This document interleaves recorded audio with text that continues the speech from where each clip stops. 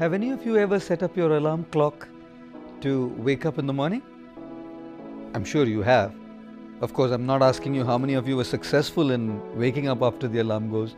Just asking you how many of you set up your alarms to wake up in the morning. It's quite amazing to see the different reactions of different individuals when the alarm goes.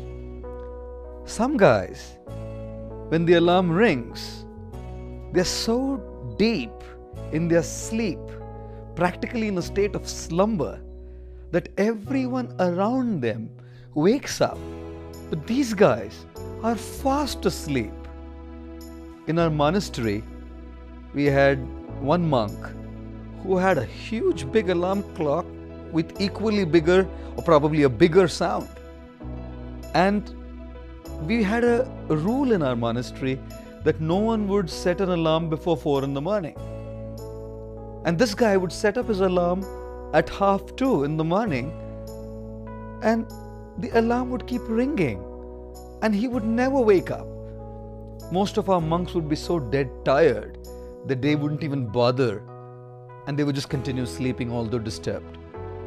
One day, one of our monks was so disturbed with the ringing alarm, he got up in a state of fury, picked up this large ringing alarm clock and went to the balcony.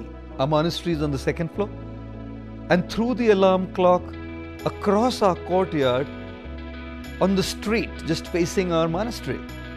The alarm clock hit the street, broke open into 2 pieces, yet continued ringing aloud. The whole neighborhood got up, but the guy who set the alarm clock was still fast asleep in a state of slumber. I call these guys the sleepers. The second type are those who, when the alarm rings, say, "Let me sleep for 5 minutes more." These guys profusely express their gratitude to God for having inspired that gentleman who invented the snooze button. I'm sure some of you are nodding. When people keep just snoozing 5 more minutes, another 5 minutes, another 5 minutes. But at least these guys, at the 4th or the 5th snooze, wake up. I call these guys the snoozers.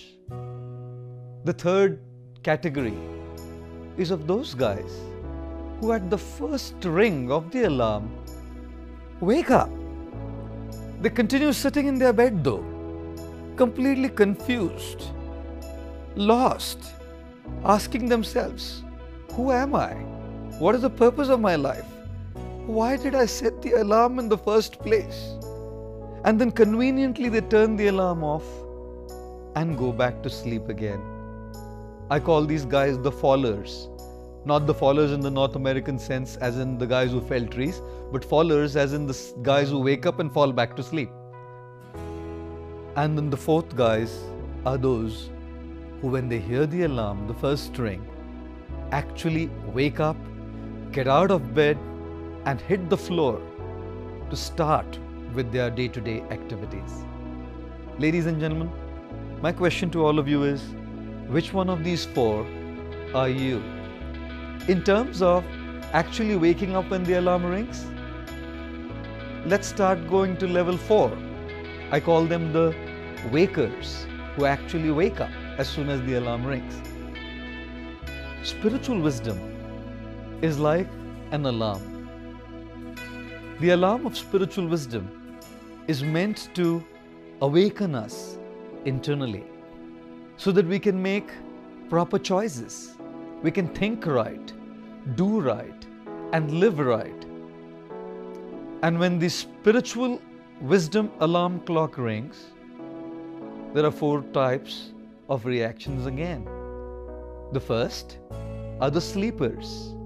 They keep hearing the alarm, but they are in such a state of deep slumber and ignorance that they don't hear at all. In fact, they just continue with their old ways. They continue making wrong choices. They don't even bother about transforming themselves or the inner awakening.